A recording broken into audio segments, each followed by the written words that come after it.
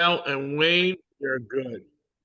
Okay, so this week's topic is Yisro, Moshe's father-in-law, who is seen as possibly the first convert that joins the Jewish people after the giving of the Torah. But he also plays another role, and we're going to look at him as a model for the relationship, the ideal relationship of the Jewish people and their non-Jewish neighbors. Matter of fact, the Druze, who are a group living in northern Israel, Syria, Lebanon, primarily centered there, they see themselves as being descendants of Yisro, of Jethro, and also they identify him as one of their prophets.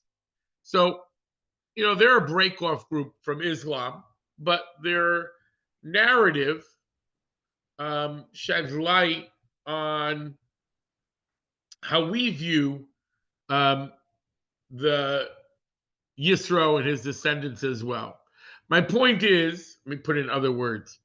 Sometimes you can have somebody who's a physical descendant, or you can have a spiritual descendant. So Amalek, we don't know who the descendants of Amalek are today. Amalek was a tribe that was committed to destroying the Jewish people. But we know who the spiritual descendants are of Amalek, those who are willing to kill their own children and kill themselves in order to kill Jews. That's Amalek.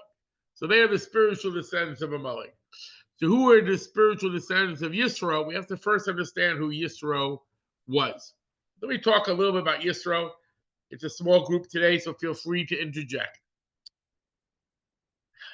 In the Torah, the first time we encounter Yisro is when Moshe escapes from Pharaoh early on in his career after killing a Egyptian overseer of the Jews, and he runs away. He's afraid of Pharaoh, and he goes to Midian, and he meets there the daughters of Yisro at the local watering hole. He helps them, gives them water, beats off the shepherds who are harassing them, and ends up marrying Zipporah, one of the daughters. And so therefore Moshe has a father-in-law by the name of Yisro. Now the reality is in the Torah, there are a number of names given for Yisro. Our sages find 7 names: Chovev, Yisro. And it wasn't because he went through many bankruptcies and he had to change his name and his corporation and his company, but rather each name represented another element about Yisro.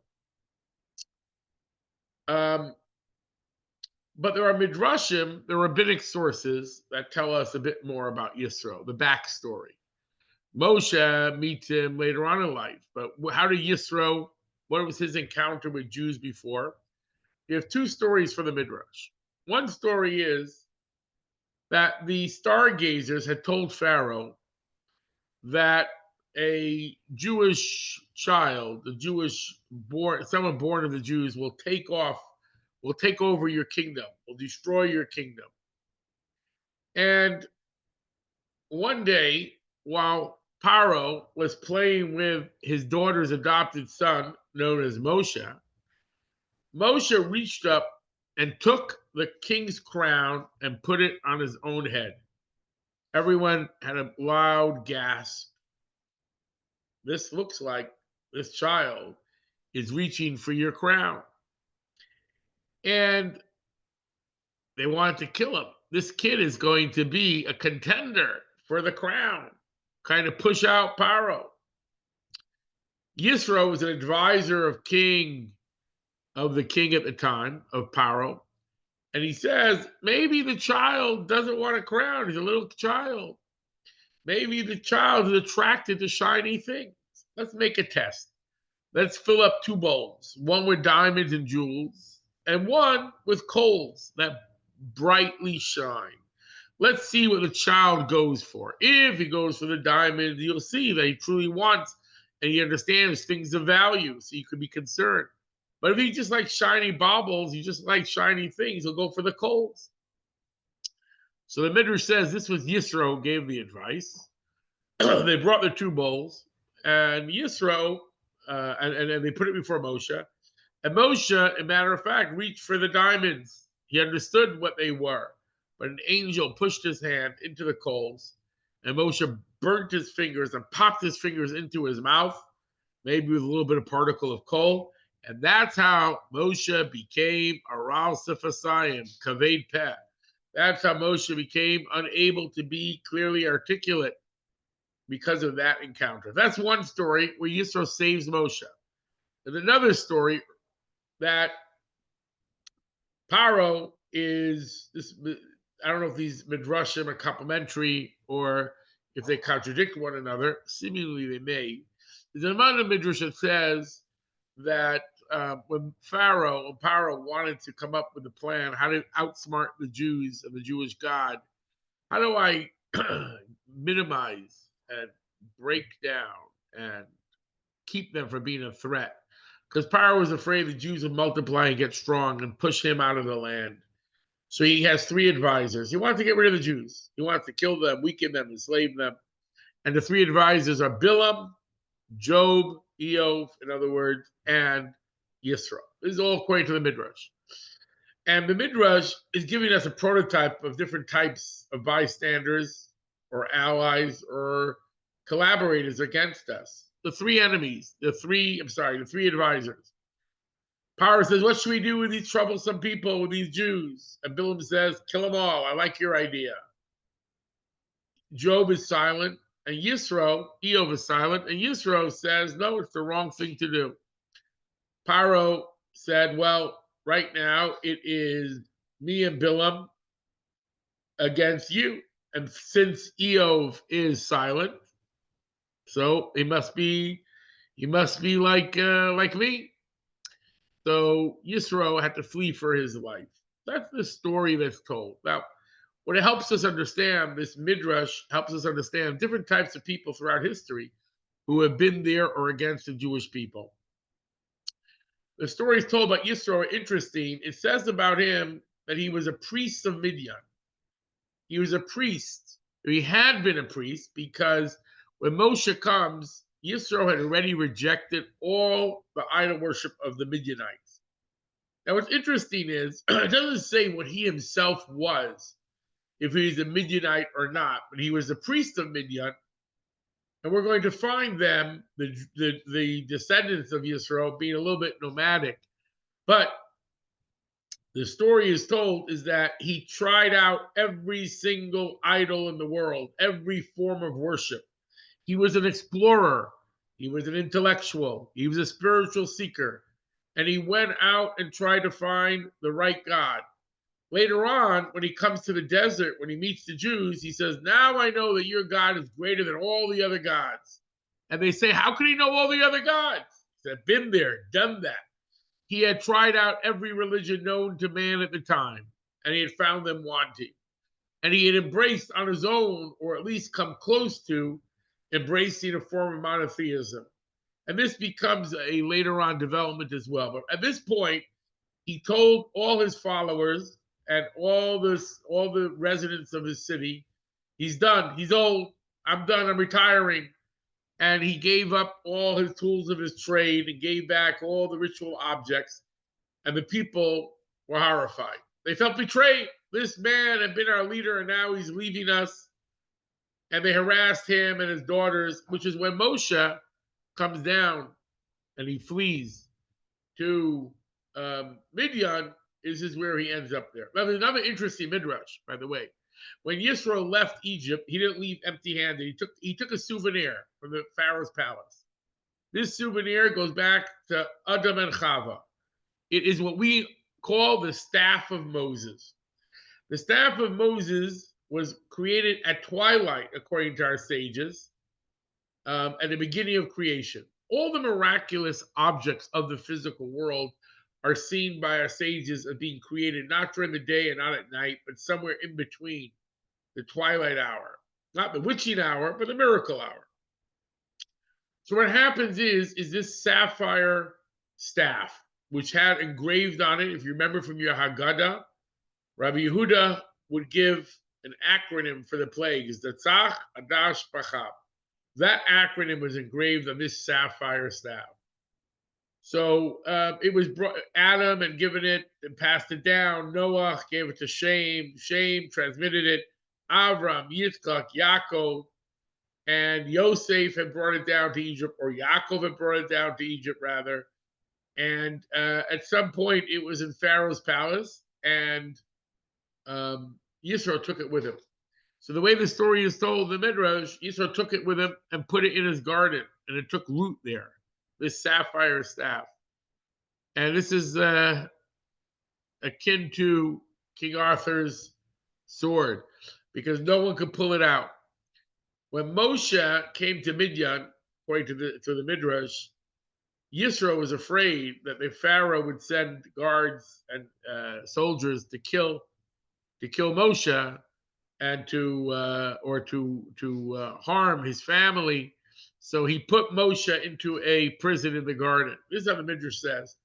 Basically, the challenge we got to figure out the chronology of Moshe about his age. He ends up taking the Jews out when he's 80, but he flees Egypt when he's a young man. So what happens in that interim period? There are different stories that are told. This is one of them.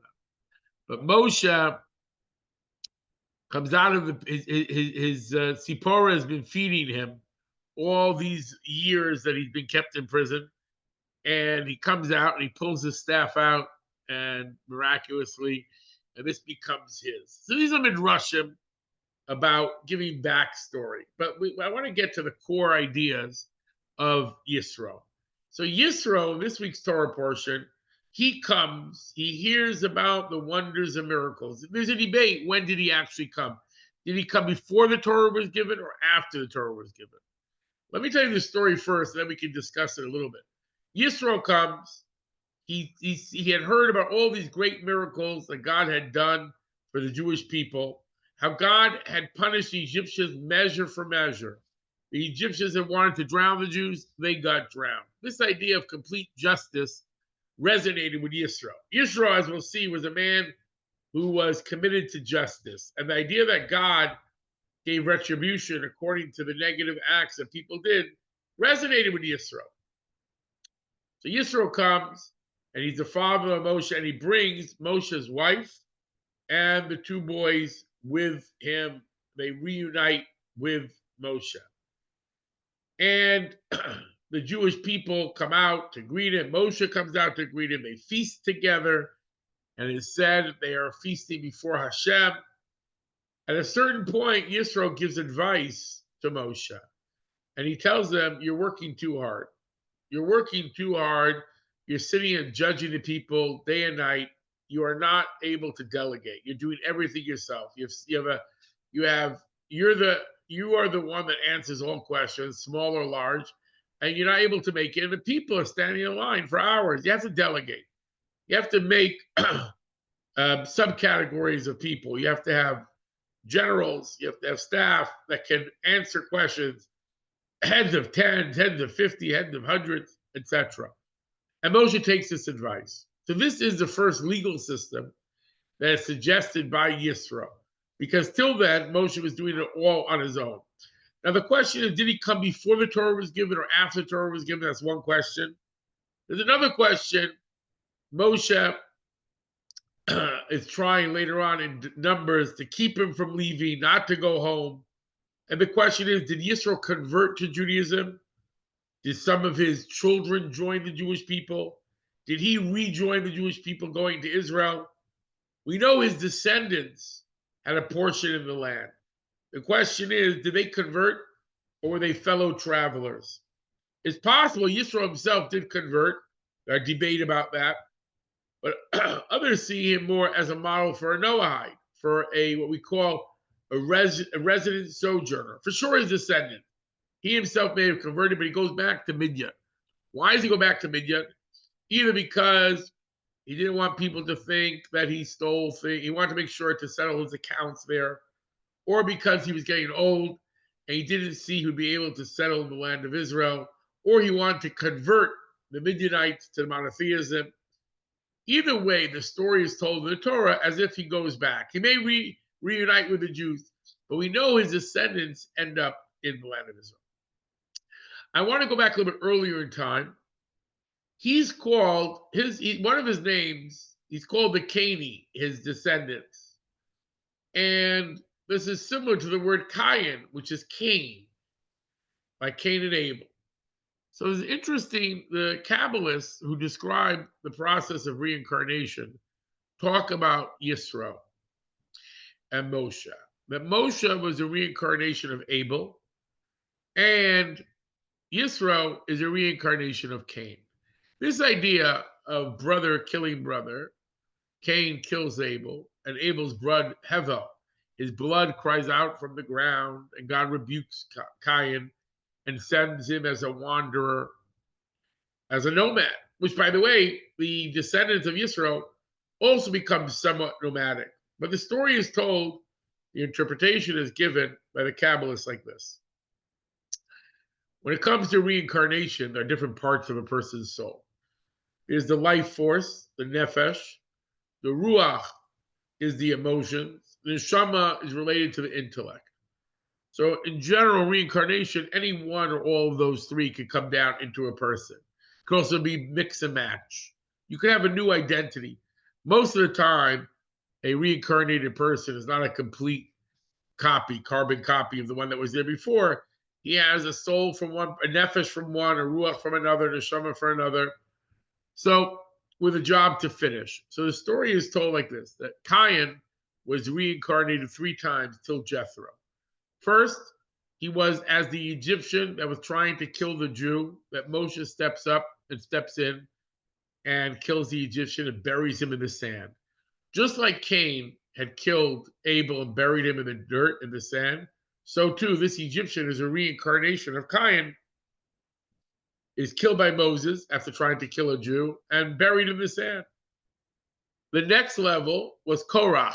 Korach led a rebellion against Moshe later, and the ground opened up and swallowed him. And Korach was a reincarnation of the Ruach, of the next level of Cain.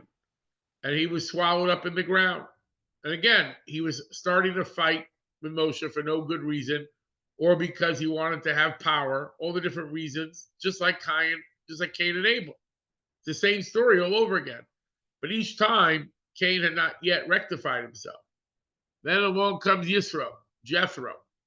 Yisro is the part of the soul that gets rectified, because Yisro comes to Moshe and embraces him. They hug one another, and they are in a state of friendship. As a matter of fact, if you look at him in Rashim and talk about why Cain killed Abel, there are different reasons given.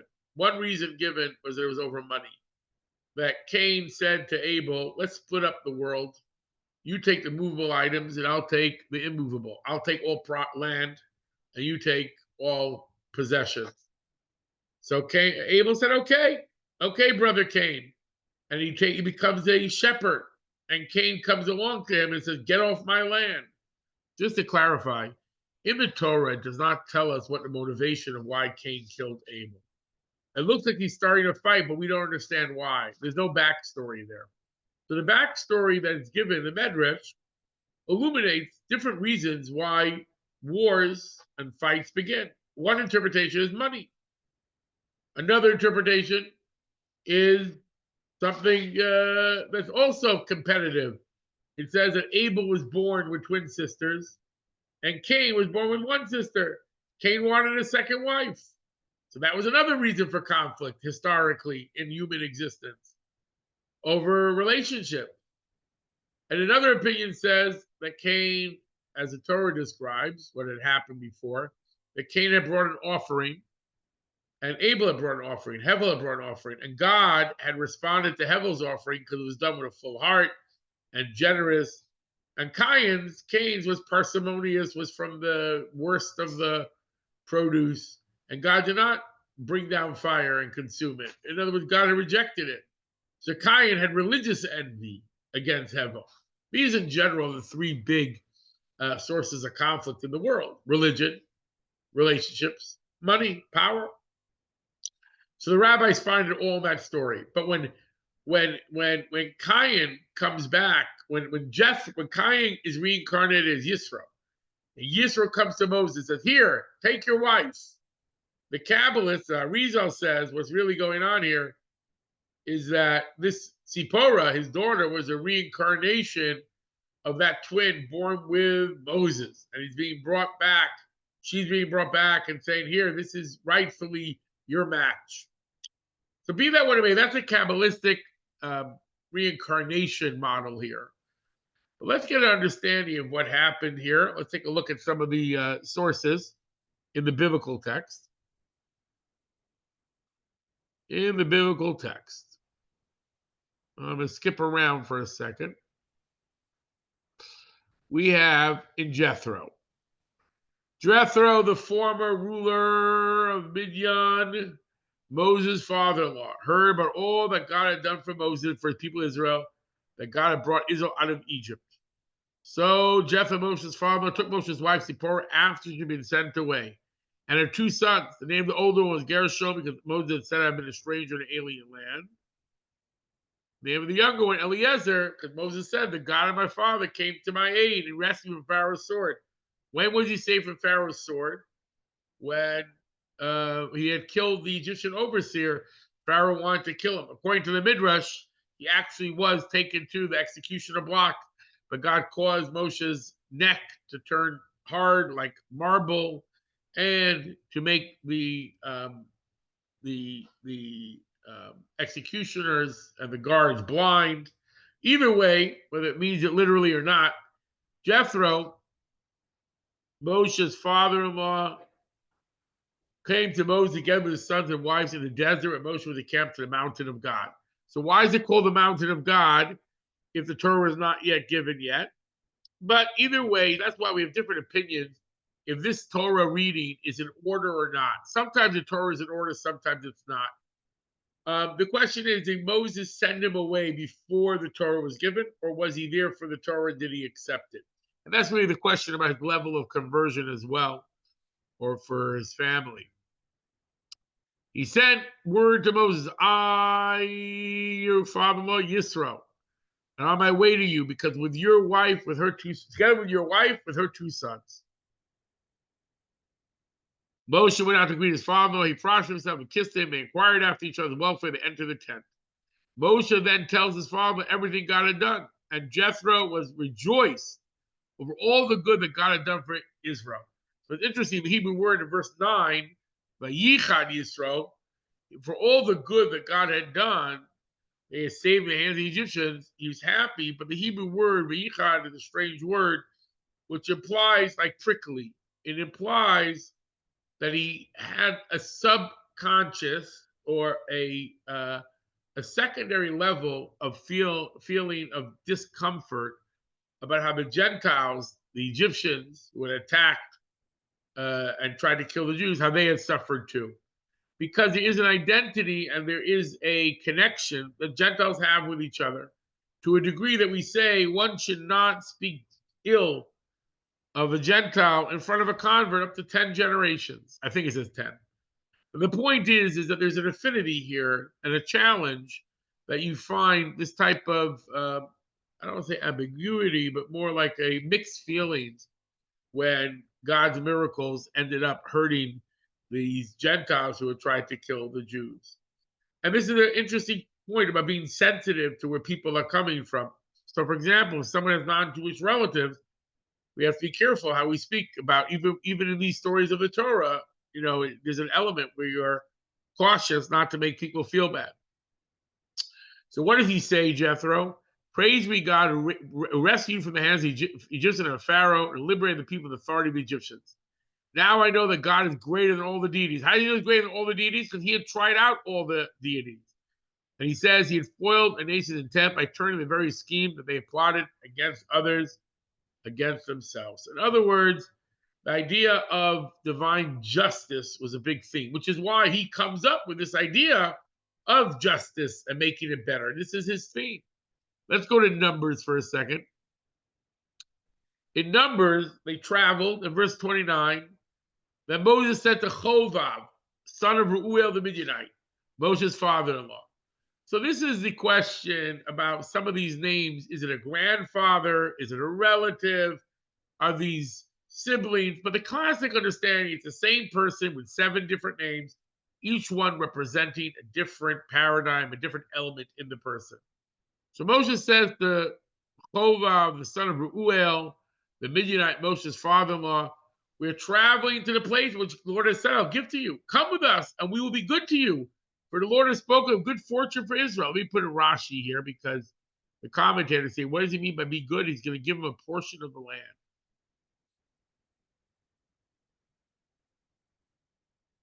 Let me get the Rashi here. So he's offering him to be good to him. Why is he doing this exactly? Here we are. Oops. I don't remember which verse it was. Here it is, 29. Very good. Come with us and we'll be good to you, for the Lord has spoken of good fortune for Israel. Who is Chovav? Rashi said this is Jethro of the children of Chovav, the father of Moses, like it says in the book of Judges.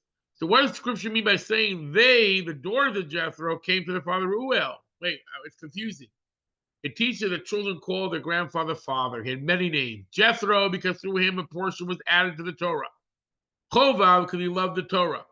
And there's more reasons for the other ones. We're traveling to this place. Within 3 days, we'll enter the land, as Moses is saying. For the first journey, they traveled intent to enter the land of Israel, but they sinned. So they sinned because of the episode of the complainers. They didn't enter until much later. Why did Moshe include himself with them? Because the decree against him had not been issued. He thought he would enter. So he thinks we're all going to Israel. And Jethro responds, I won't go. I'll go to my land and my birthplace. Whether for the sake of my possessions or for the sake of my family, one of the reasons. Either he's going there, and some say, like I said before, he wants to convert his Midianite. And Moshe says, please don't leave us, for you are familiar with our encampments in the desert, and you'll be our guide. This is a big one. You will be our guide. Let's see the Hebrew. The Hebrew is, Yomer Alma Tazavosanu, Ki Alkein Yadata Chanosenu Bamidbar. You know our encampments. For Yisro, you'll be an eye for us. What does it mean, eye for us? There are 3 interpretations of what eye means in this context. So first he says, it is fitting you should remain with us because you know the places, you saw the miracles and wonders. Please don't leave us. The word na is an expression. He says he didn't want people to say Jethro did not convert out of commitment for Judaism, but he thought that basically proselytes, converts, don't have a portion of the land of Israel. So now people are going to say, oh, Jethro wanted to convert because he wanted to get the land of Israel. Now he knows that there's no gold at the end of the rainbow. He's leaving. So Moshe felt that this would be a bad sign for Yisro and for the Judaism. You will be our guide. So there are different interpretations. One is, he says here, you've seen with your eyes. Or anything we hidden from our eyes, you will enlighten us with your guidance. You have good advice. Another interpretation, you should be as beloved to us as the pupils of our eyes. As it says, you shall love the prophet. One of the first mentions of the Druze as a people with the name Druze is from a Jewish source. There was a traveler called Binyamin of Tudela who traveled in the 12th century, and he writes about the Druze. They live in the mountainous region of Israel, and they love the Jews. This is what he says about them. That was their definition then. But if you look further in the biblical text, Moshe is promising him something, and it's not clear what happens. If you go with us, then we'll bestow upon you the good which God grants us. We'll share with you. What good did they give them? When Israel gave out the land, it was a fertile area of Jericho. Now, the Druze today don't live in Jericho. And again, I'm not saying that the Druze are physical descendants of Yisro, but they consider themselves connected to him. And there were people living in the land of Israel who were descendants of Yisro. Some of them end up converting to Judaism, and others end up being these fellow travelers of the Jews, the resident sojourner, the righteous Gentile, or Chasidei Umas Olam, as we're going to see. So he says there was a fertile area of Jericho measuring 500 by 500 cubits, and they refrained from allocating it. They said the one whose portion of the temple we built shall take it. Wherever the temples we built, it's going to become international land. It's going to be international. The temple, not international. It'll be national. It's going to be the temple for all Jews. So we have to be able to give them in exchange some other land. So this land, till the temple will be built 400 years later, they're giving to the descendants of Yisro. Like it says, the sons of Canaan, Moshe's father, went up from the city of Dates, namely Jericho. We don't know what he does. The biblical text does not tell us. This is very important. It doesn't tell us what Yisro ends up doing. So either he goes back to Midian and rejoins the Jews in Israel, or he goes back to Midian and some of his kids come to Israel. We do know his kids end up, because we look at the book of Judges, it's explicit. And the children of Canaan, the father-in-law of Moses, went up from the city of date palms into Jericho, with the children of Judah, the wilderness of Judah, which is south of Arad, went and dwelt with the people. So this is a very radical thing. So they were giving him this good area that they would be able to use until the temple will be built. Then whoever where the temple will be built, Yehuda and Benjamin, they would be given to, they would get it. So they had 400 years when they had it until the temple was built. And then the students among them left and went to study, which is with Asaniel, son of Kenaz, to study Torah. And he asked that he have proper students, and these were the ones that came to. Okay. So what we have here is you have some of Jethro's descendants becoming Jewish, but others living in the land. And we find, let's go to one of the great stories is Sisera. Okay, so here we are. Can everyone see this? All right, so we had Jethro. So what's interesting is, okay, this one we read already. So here's a reason for his names. Yisro heard 7 names he was called. Yether, Yisro, Chover, Reuel, Chever, Petuel, Kani. Yeser, he added a section of Torah. Yisro, he's abundant good deeds. Chovev, he was beloved by the Lord. Reuel, he was a friend to the Lord. Chever, he was a companion to the Lord. Petuel, he weaned himself from idolatry. Kani, he was zealous for heaven, and he acquired Torah. So what's interesting is, twice we have they live with the Amalekites. I want to go to one other Torah portion, right over here. So Bilam is antithesis of Yisro. Bilam is the Gentile prophet who tries to kill the Jews, get rid of the Jews. God speaks to him. He is seen as a reincarnation, or actually being Laban, Jacob's father-in-law, that he's a similar spiritual bent, where he had some spiritual powers, but he used them in a negative way and wanted to harm the Jewish people. So Bilam, I know I'm getting off base here, but for example, Laban makes a pile of stones as a memorial to their covenant that he makes with Jacob. They would never try to harm Jacob's descendants. Years later, Bilam is traveling to go curse the Jews, and his donkey presses his leg against a wall. So they say that this wall was a pile of stone that his ancestor, or his earlier reincarnation, or he himself had made, and lived a very long life, had made as a covenant. He's coming to curse the Jews. God is reminding him when his leg is being crushed against the wall. But either way, Bilam is seen in the Midrashic writing and in the Torah itself as antithesis of Yisro. Yisro comes to join the people. Bilam goes to fight them. But there's another enemy that's antithesis of Yisro, the Amalekites. And what's fascinating, in Israel, the Amalekites, the Amalek, lived together with the Canaan. The Jethro's descendants lived, and they got along with the Amalekites, the Amalekim. They got along. They lived together. How do they live with both these enemies? You know, the Druze today, some of them live in Syria, some live in Israel, and they have a rule. We follow whatever the nation that rules us, we're loyal to them. We don't have a national identity that we want to state. We want to get along wherever we are. It's interesting because that really does go back to this biblical concept that the Canaan lived with Amalek. Now, some of them may have been influenced by Amalek ultimately, and some got more influenced by the Jews. That can explain some of these things, like here. So Bilam says a prophecy when they're still in desert. He said, "This is the word of Bilam, the son of Beor, the word of the man with one open eye socket and one seeing eye. The word of one who hears God say and knows the mind of the Most High, who sees a vision of the mighty falling in with open eyes. He prophesies about Mashiach. I see it, but not now. I behold it, but not soon. A star will shoot forth from Jacob. A staff will rise from Israel. He will strike the princes of Moab and undermine all the descendants of Shais." So there's a prophecy both about King David and also about the Mashiach. Edom will become possession, Seir will become possession of enemies, and Israel will prosper. A rule will come out of Jacob who destroyed the remnants. Now look what he says. He saw Amalek. He began to recite his parable and said, Amalek, Rash's Goyim Amalek, the first of the nations, the first of evil, the first of all those who fight against the Jews. And his end will be everlasting destruction. When he saw the Cani, who are these Cani? So most understand it to mean the same people we read about in the book of Judges, the descendants of Yisro, who is called the Cani. And he began to recite his parable. He said, how firm is your dwelling place? Your nest is set in a cliff. He says, if the Canaan be laid waste, how far will Assyria take captive? Understanding is that together with the 10 lost tribes taken by the king of Assyria, they would also take some of the Canaanites, and they would also stay in exile till the Jews would come back.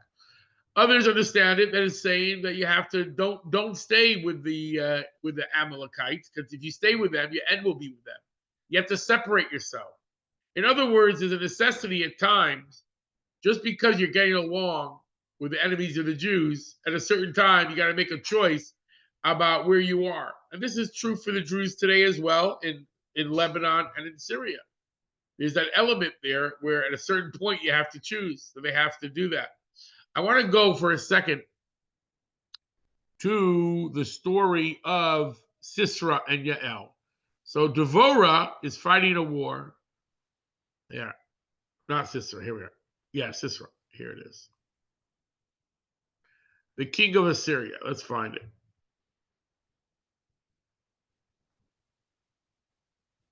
Here it is. What happens is, this is a song of Devorah. Devorah composed a song. What happens is, the king is running away. And as he's running away from this war with Israel, God had miraculously defeated his army. And he goes looking for protection to be hidden among the Cani, who is the wife of Hever Akani. Hever means like friend. So here's a song she sings afterwards. Here's the story in short. Most blessed of women be Yael, wife of Hever the Canaanite. Most blessed of women in tents. Which women in tents? Sarah, Rivka, Rachel, they're all in tents. This one does the best of them all. He asked for water, she offered milk. In a princely bowl, she brought him curds. And he got sleepy and he went to sleep. Her left hand reached for the tent pin, her right for the workman's hammer. She struck Sisera, crushed his head, smashed and pierced his temple. She saved the Jewish people by killing Sisera, this great general who was hiding there. But how did she do it? How did she tire him out? The Torah tells us she slept with him a number of times, tired him out, and then she killed him. She did a sin for the sake of a mitzvah. Very complicated story, but very similar to Esther, where Esther saves the Jews by marrying Achashverosh. This woman who does not seem to be Jewish, she seems to be a wife of the Cani, and that's why Sisera thinks they're an ally, that he can hide with them. She ends up killing him.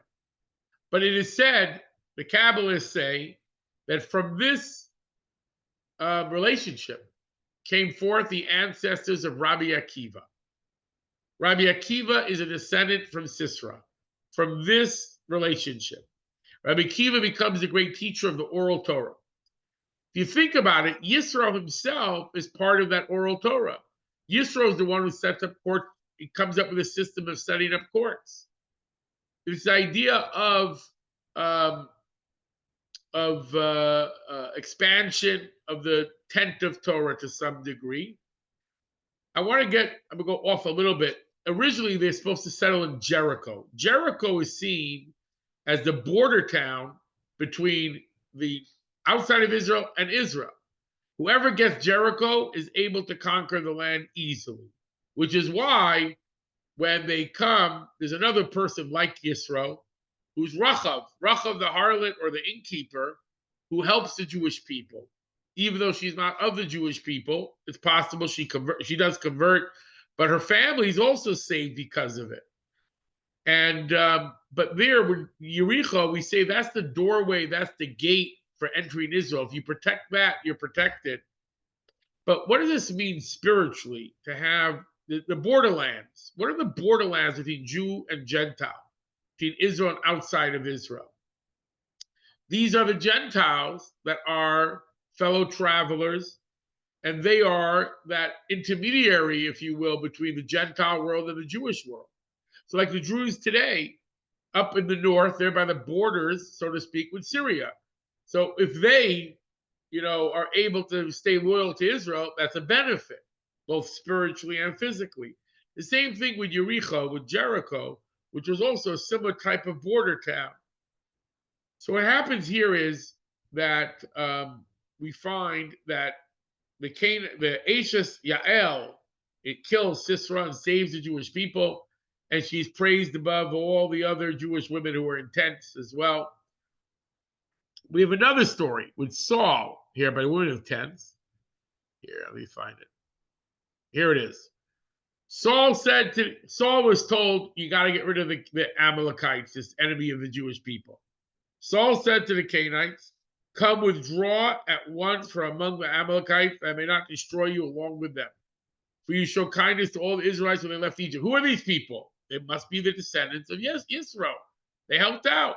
So the Canaanites withdrew from among the Amalekites. And then he goes to war with the Amalekites. This issue of this type of balancing act.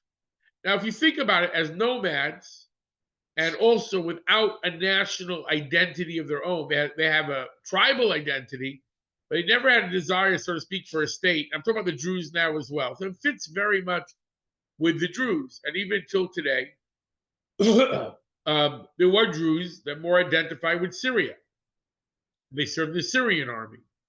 As a matter of fact, after Israel conquered the Golan Heights, there were two groups of Druze. The Druze that had been there earlier, the lower part of the Golan Heights where they already were, or the lower part where they already were part of Israel, and this new part that was conquered. And these Druze are still always hesitant about throwing the lot with Israel, knowing that they had family in Syria that can be punished by the Syrian regime, and also not knowing if Israel will give up the land for promises of peace. Israel has been promising and giving up land for promises of peace from the beginning. So this was a fear for them. So they did not have complete loyalty, the ones even living in Israel, to the Jewish state. It was only, not only, but after this attack that happened, when the missile fell on them, slid down the mountain and fell on them and killed these kids playing soccer, that also made them realize, but also the weakening of the Syrian regime made them realize there's not much here, but they're still not sure what Israel will do, how this will end up, how this will unshake. They know Israel's not giving back their part of the Golan, but the new part, Mount Hermon, where they took now, they don't think Israel's going to be the long term. But nevertheless, if they could have good relations with their compatriots on the other side of the border, that can help give a secure border for Israel. So this idea, I sort of go through some of the basic ideas that we didn't touch on yet.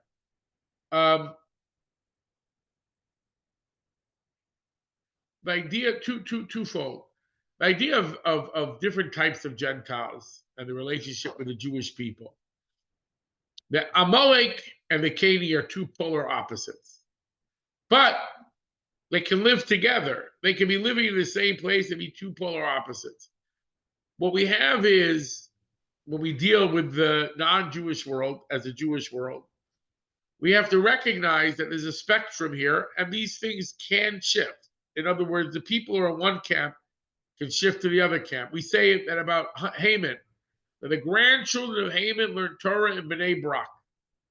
So there are these ideas of either becoming Noahide or even converting ultimately to Judaism, that there is this potential. And what's interesting about Yisro, just going back to the Torah portion, Yisro had checked out every philosophy in the world, and then he accepts God. He accepts the God of the Jews as God of the world. Excuse me. He represents the encounter that we have with the secular world, with the non-Jewish world. And in every encounter, there's this constant, this is the borderlands. In our own interaction with secular society, that's the equivalent of the Yisro zone in our lives. So in other words, you have Torah, and then you have idolatry. But in between Torah and idolatry, there's a whole world of ideas. And the question becomes, what is compatible with Torah? What can be integrated? In which way can Torah be the person riding the horse rather than being ridden by it? In other words, Maimonides, I'll put another image. Maimonides was critiqued by some of his peers regarding his engagement with philosophy, Greek thought, and other things of that nature. They felt he should be more focused on Torah. And he responded in a letter to them, the wise men of Luno, I believe it was. He said, I never had these foreign wisdoms replace my true love, Torah. They were instead the cooks, the cleaning ladies, the helpers. They did not supplant my love of the covenant and the Torah and the wisdom of God. They added, they helped out. They were support staff. And this is a very important distinction that's important. First, we have to be full of Torah, like someone like Maimonides, to know how to use the secular wisdom in the proper way.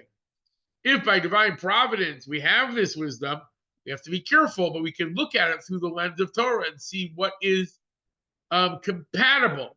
We have to be careful that Torah is not taken over. This is the borderlands, and this is what Jericho represents. This is what Yisro represents. And as far as even the Jewish identity of the state, it's a very interesting question. The Druze are very upset in Israel when they passed this law about the Jewish state being a state, first and foremost, a national home for the Jews. It was called the Jewish law state or state law or something like that, Jewish identity, because they give what they call the covenant of blood. They serve in the army and they're getting killed, many of them, just like the Jews are. So they didn't want anything that smacked of inequality. But I would say they would be happy if they understood they were taken care of and it is a Jewish state. Just like their relatives or their spiritual relatives, if you will, in the time of Moshe and the time of Saul, in the time of Devorah, were able to thrive as they were nomads. They didn't have the same sort of connection seemingly to the land. In other words, to a national identity, a tribal identity. I believe that we could do the same thing here with those fellow travelers, those who would like to support the state of Israel, whether they be Christian or Muslim or Druze, because Druze is an interesting mix of religion. It only goes back, about 1,000 years, but they consider it that it goes back to Jethro. Just like the Muslims consider that their religion goes back to Abraham, and just like Christians, they do a little bit of a hop, skip, and a jump. But going back to this theme, I want to pull it together, is that from a political point of view, so the Druze have the ability to be this natural ally because they don't have a conflicting national narrative that this land is our land. They want to live on the land, they want to be rooted in the land, but they don't feel that they need to have a nation state. They can be under any rulership. And that allows you to live with them. Because otherwise you end up with this conflict of two people, one land. And no matter how much you give, you'll never make them happy. And that's where we are today. We've come to that place where we recognize that there's no way to make the Palestinians happy. They want to destroy us. They want to take over the whole land. There's no real option other than to make it a completely Jewish state, and ultimately you're gonna have to control those territories so those people can't attack you. We'll see where things go from there. The world is changing so fast. All right, I see we have some chat. I'm gonna stop the share and let's open up the chat. The chat is, let me see, foreshadowing basic nation state, right? Very good. Basic nation state law. Yeah. So this is without question, in other words, just I'm not sure if Chaim was here in the beginning, but they see themselves as connected to this Yisro. That's their main prophet, Yisro, which is fascinating. By divine providence, that is exactly the model that we have. And then not just that, they even live with the Amalekites. They live with them. In other words, they're living up there. Some of them are living in Lebanon near the Hezbollah. Others are living in Syria near these other terrorists. This is the existence that we have right now. Just to clarify from another, the idea of spiritual descendants or people filling the spiritual role, I already touched on a few of them in this class. So, for example, Bilam is seen as Lavan, as related, or as a reincarnation, or actually him. But Amalek as well. And you have this also. There's a famous story that it says in the Talmud that God wanted to make Chizkiah into Mashiach, and Sancherev, who was fighting a war against him, into Gog and Magog. He wanted that to be Armageddon.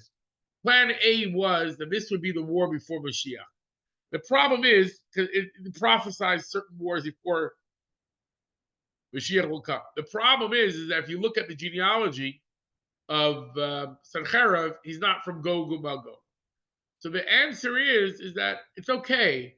They could be seen as the spiritual descendants. In other words, God can reconfigure this. Consider one. So I would just say, like with the Druze, the interesting element is that the question about their identity, where are they from exactly, is debated among different those who study the genes and other such things. But the idea that he was a Midian, he was like a Midianite, then he comes to Israel, he's a Canaanite, or the descendants is all part of this theme. Oh, originally they were in Jericho, and then they moved, and then the different names being used for the same people. So some people understand that they're called, when they live in Midian, they're called Midianites. When they live here, they're there, but they're from this tribe. So even then, they don't have a national identity the same way. Even then, they became part of a larger group, which in many ways is the way Jews were in the diaspora. The Jewish people had loyalty to whatever country they were part of. This is a very Jewish way. In other words, it says, pray for the welfare of the nation that's over you. And that was talking about Babylon, who destroyed the temple. And then we say that's in the prophets. And then we say in the Pirkei Avos that pray for the welfare of the government, or people would swallow each other alive. And that's Rome. These are the enemies who destroyed the second temple. In other words, we, if given the opportunity, will be loyal to the existing power structure. That is how Jews survived in general. Because if you thought the Jew was going to be disloyal, he would not have a very secure living in that time period when you're being ruled by them. If you always think they're going to. So the same thing with the Druze. They have a very similar model of service. One of the elements that the head of the Druze signed a document promoting the idea of the 7 Noahide laws, which is fascinating because the 7 Noahide laws are really part of something called a resident sojourner. One of the lines we read in Rashi about that, you are our eyes, Moshe says about him, not just you give good advice, but also if you think about it, this idea of being eyes into the Arab world, eyes into the Gentile world, they're part of that, plus they're allies with the Jews. It's a unique thing. But one of the interpretations of eyes is that God says in the Torah, you have to care and protect the convert. And this refers, according to this Rashi, to, or others read it, as referring also to the resident sojourner, that you have to care for them like you care for the very pupil of your eye. This idea that we have a responsibility towards them to ensure that they have what they need is also integral to this experience for it to work. One of the things we find, we're coming up to Purim, Achashverosh, when he reads the book of Chronicles to see what was done for Mordechai, why is that so important to him? Because he knows if you don't as a Persian emperor, if you don't reward those who do good for you and risk their life to save you, people won't step up to the plate. You have to deal with your allies in a proper way. When Israel withdrew from Lebanon and left behind many of their allies, that was not appropriate. That was a bad thing. It was a desecration of God's name, and it wasn't smart politically. And the same thing with what happened in Gaza and other times, that these people who were working with Israel were left to be killed by the collaborators with Israel, the allies of Israel being killed, or even people suspected by the terrorists. So we have to protect them. This is and the same thing with the Druze. And you find this where Moshe is saying, "We're going to take care of you. We're going to protect you. You'll be within our community, but not our community." There is a question about giving land in the land of Israel. This is a debate about selling land, but you could be a resident sojourner. So what do you have to be a resident sojourner? You have to accept the 7 Noahide laws. And today, outside of Israel, the Rebbe felt that the component of accepting the Noahide laws, the basic morality, is important to promote to all Gentiles, even though the law of the resident sojourner is only applicable when there's a temple. But nevertheless, this component of the moral ethical laws. So the leader of the Druze a few years ago came out with that all Gentiles should follow this basic morality, which is the Jewish view of it. So I would say when you look at the story of Yisro, you look at the Canaan, you look at the relationship, and you look how they view it. They see themselves as being Jethro's descendants and Jethro being a prophet, both physical and spiritual, they view. I can't speak for the physical. Most historians will say they came from different places, more like Turkic or other mountain people. But either way, spiritually, they have made that identification. So we should be there for them just like Moshe was. Any thoughts before we conclude for the day?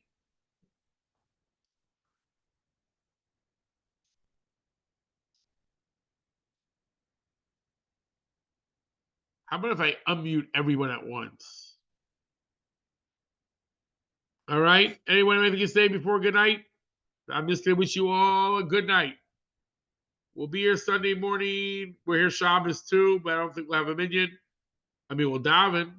I don't think we'll have a minyan. But Sunday morning, we'd love to see everyone, whoever can make it. Davening, class, breakfast. Have a good Shabbos, Arlene, Eric, Mel, and Wayne. Be well, everyone. Oops, I missed that. Wait, I see you left some messages here. Oh, audio not working. What happened? My audio is working.